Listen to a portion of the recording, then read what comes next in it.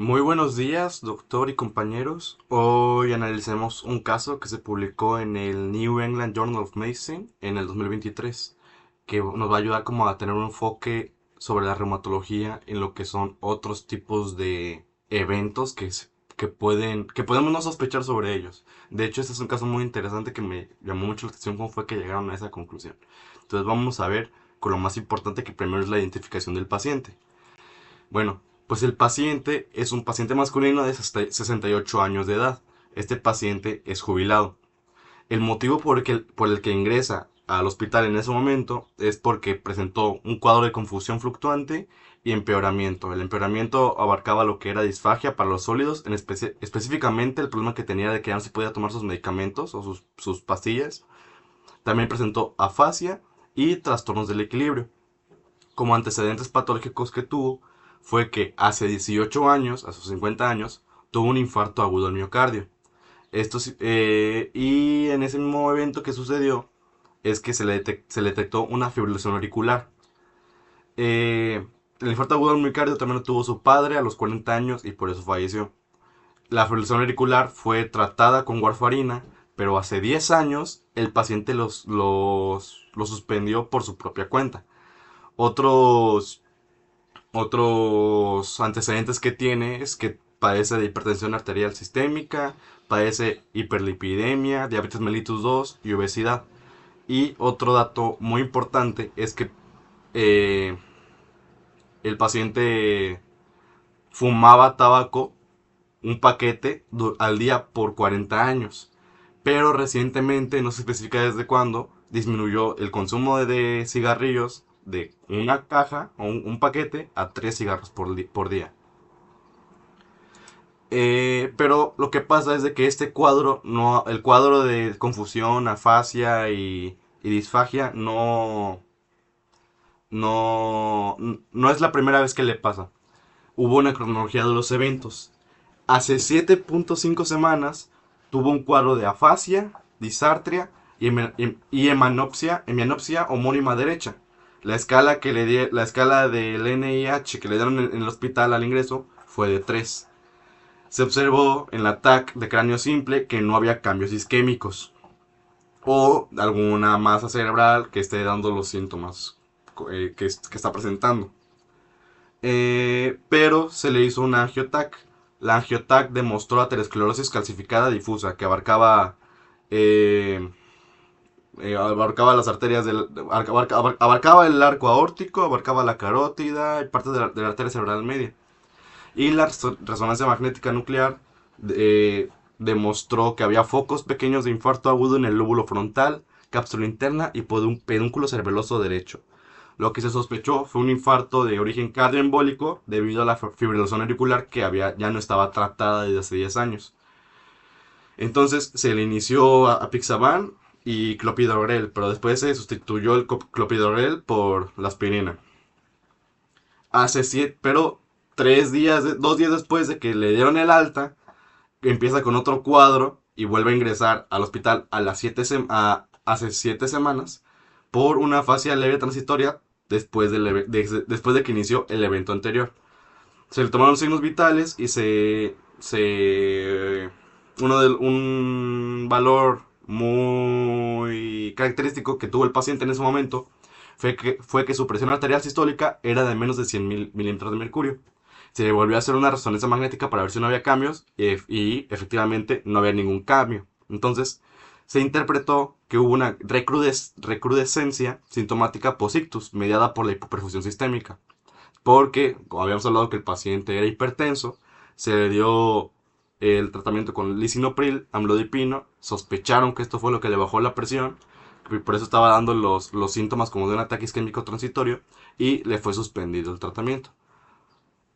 Después pasó más tiempo y hace 3.5 semanas presentó confusión, letargia, incontinencia urinaria de nuevo inicio, marcha inestable y afecto retraído. Le hicieron otra resonancia magnética nuclear y observan que hay nuevos focos de infarto agudo. Pero ahora ya son de bilaterales y se observan en el centro semioval y la corona radiada. Después Hace 2 semanas, en un ingreso nuevo al hospital, se le hicieron, estudios extra, más allá de solo revisar el cerebro. Y entonces le hacen una tomografía de tórax, en la cual encuentran una masa de 1,7 centímetros en el lóbulo inferior del pulmón izquierdo, que tiene cambios enfisematosos difusos. Además, le hacen una tomografía de abdomen y observan una masa hiperdensa de 1,6 centímetros de diámetro en la corteza anterior del riñón izquierdo.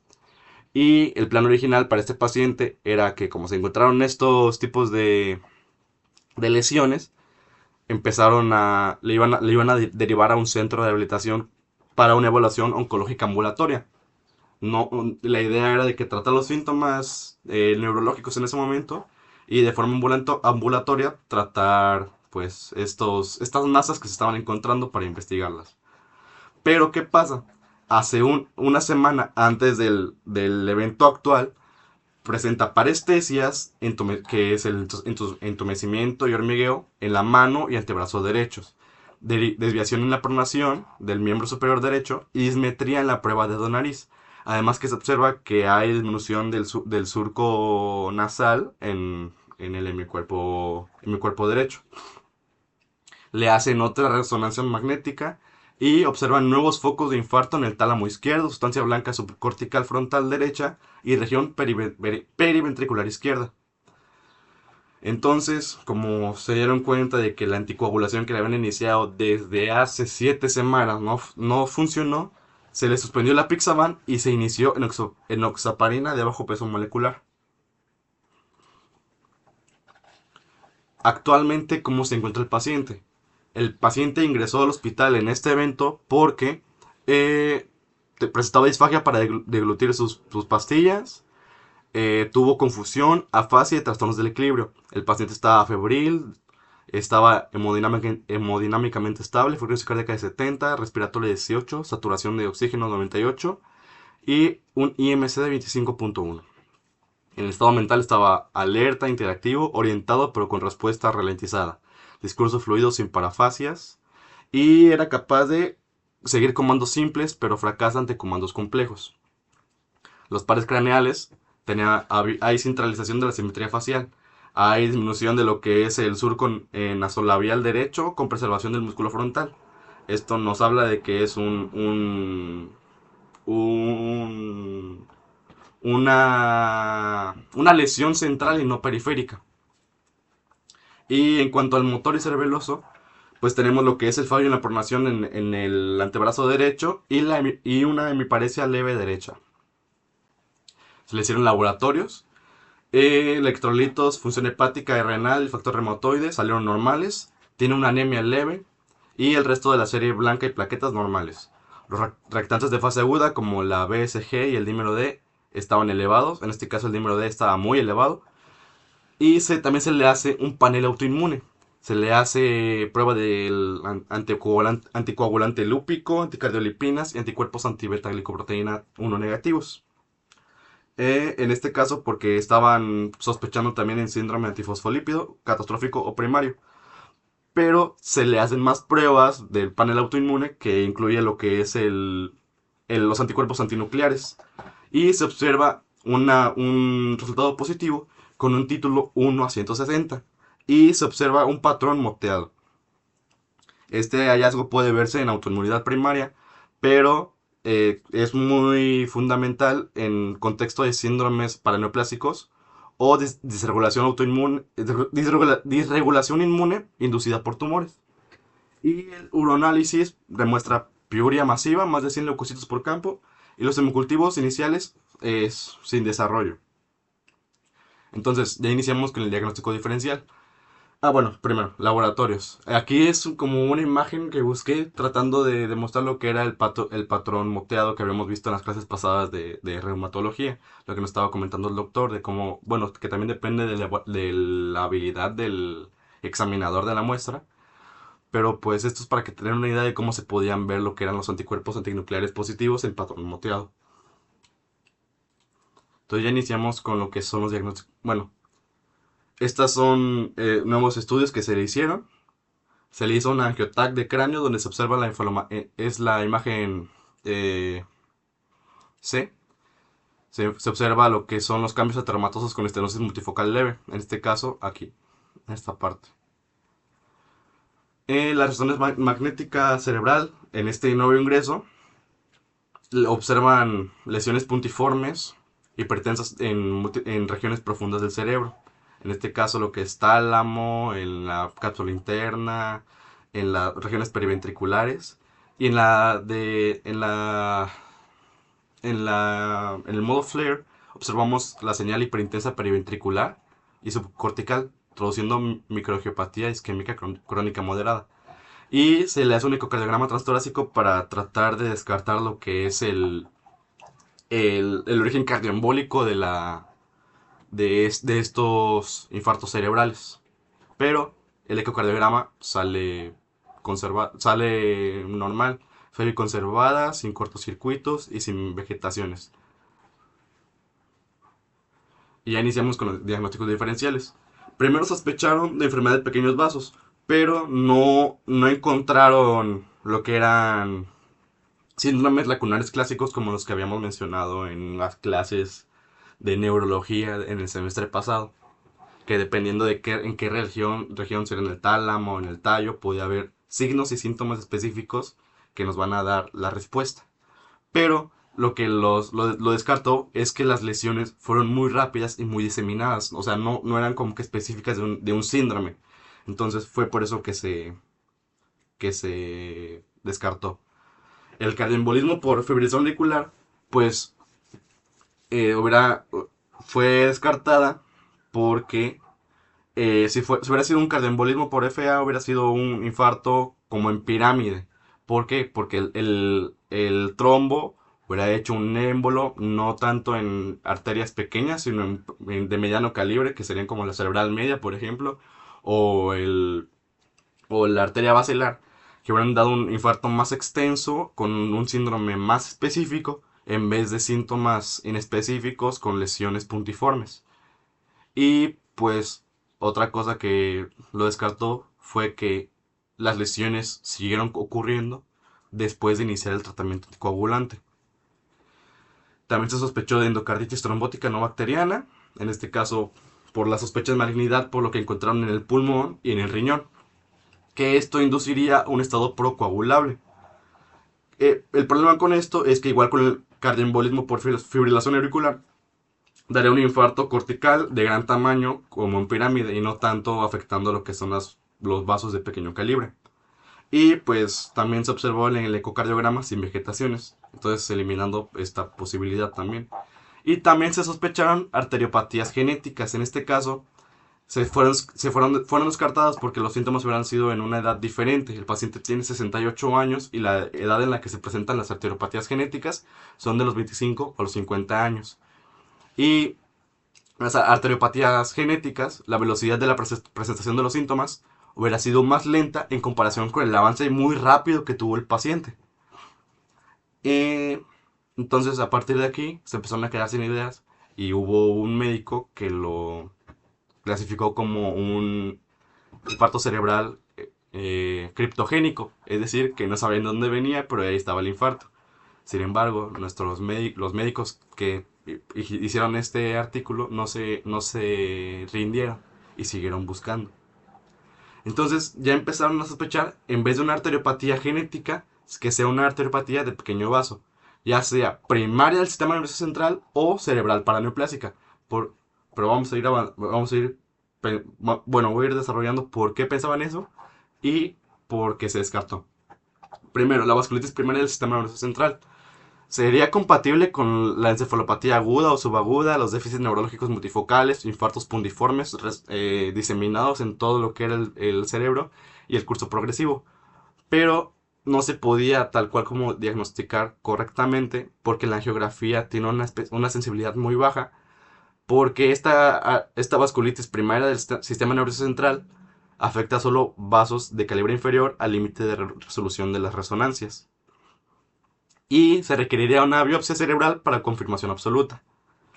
Y tenemos el otro lado de la moneda, que sería la vasculitis cerebral paraneoplásica. Se sospechaba, y tenían mucha razón, porque se observaron tanto en la masa pulmonar como en la masa renal. Esta es una forma de vasculitis secundaria, secundaria mediada por mimetismo molecular contra el endotelio vascular, liberación de citocinas por inflamatorias tumorales o el depósito local de inmunocomplejos circulantes con antígenos neoplásicos en la pared del vaso. Entonces o sea, ya estaban teniendo la clave sospechando en una vasculitis del sistema nervioso central, pero para ya descartar entre si era primaria o paraneoplásica, se le hicieron nuevos estudios.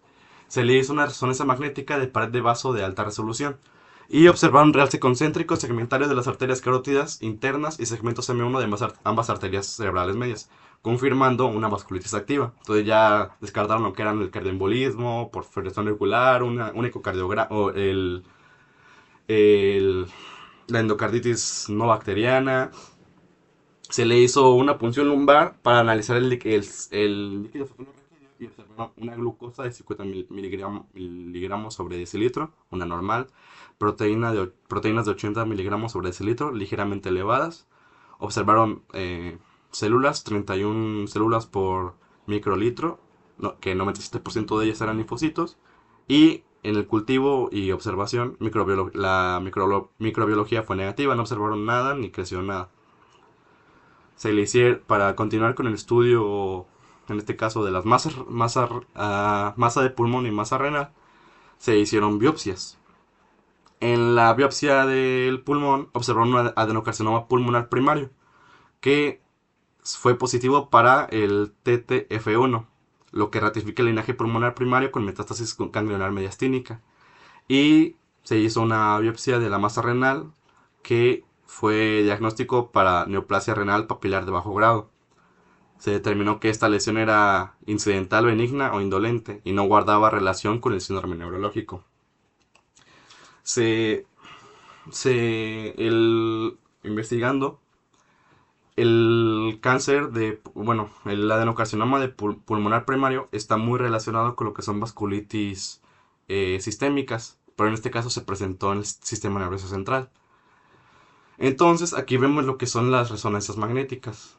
Estas dos, la A y la B, son las resonancias magnéticas de pared de vaso de alta resolución, donde podemos observar lo que son, pues, el realce de las carótidas internas y de la primera sección de la arteria cerebral media. Y estas son las biopsias la A y la B son las biopsias del pulmón que revelaron el adenocarcinoma. Y el de la C a la D son distintos tipos de tinción que se le hicieron a la masa renal para finalmente dar con el diagnóstico. Entonces, ya vieron que esta vasculitis, que estos infartos cerebrales fueron por una vasculitis, que fueron de origen paraneoplásico. Entonces, ¿qué fue lo que hicieron en el hospital? Pues iniciaron una estrategia inmunosupresora.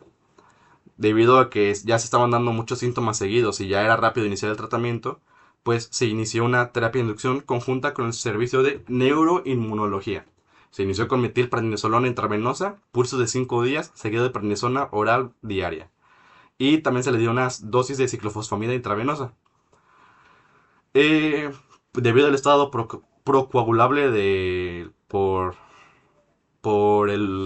la naturaleza inflamatoria de los tumores también, se mantuvo una infusión de heparina no fraccionada y después se pasó a darle mejor enoxaparina debido al triple riesgo que tiene el paciente: la fibrilación auricular, la malignidad activa y el estado procoagulable. Además, se inició la aspirina a dosis bajas por la coronariopatía que tuvo antes. Recordemos que tuvo un infarto hace 18 años. Y, bueno, ¿qué fue lo que pasó con el paciente? Pues el paciente, después de que se estabilizó, se le empezó a dar el tratamiento para la vasculitis. Fue a una clínica de rehabilitación, pero a los 4 días reingresa de urgencia por hipoxemia severa. La angiografía, la angiografía del tórax documentó un tromboembolismo pulmonar agudo y progresión del tamaño de la masa tumoral pulmonar. Bajo la terapia de heparina, el paciente comenzó con hemoptisis masiva de gran volumen, insuficiencia respiratoria hipoxémica refractaria y choque obstructivo distributivo que requirió soporte vasopresor. Y después de comentar el caso con el representante legal del paciente, se adecuaron los objetivos de atención médica para mejor cuidado de confort y el paciente falleció poco después. Pues ya para dar con lo que fue la causa real del fallecimiento del paciente, pues se le hizo una autopsia, se le hizo una macroscopía y microscopía del encéfalo y efectivamente tenía infartos en el cerebro. Tenía infartos antiguos que se demostraron porque había cavitaciones con macrófagos rodeados por una colonia de iglesia reactiva y hubo infartos subagudos porque se observaron sábanas de macrófagos con presencia de arteriolas que mostraban infiltrado linfocítico intramural en el centro en el centro de la lesión. Y pues ya teniendo ahí la opción de poder hacer la biopsia de las arterias, se hizo una caracterización del infiltrado vascular y se observó infiltrado linfoide perivascular e intramural difuso en vasos cerebrales, incluso en áreas que aún no se observaban en los infartos macroscópicos o con las resonancias magnéticas. El infiltrado estaba compuesto predominantemente por linfocitos TCD3, BCD20 y la tinción CD68 confirmó la abundancia de macrófagos. Y la histopatología no mostró la arquitectura granulomatosa típica de la ay, de la de la poliarteritis poliarteritis clásica, ni la disrupción elástica de arterias de mediano o gran calibre de la arteritis de las células gigantes. Tampoco se identificaron células neoplásicas metastásicas en el parénquima cerebral ni datos del linfoma intravascular.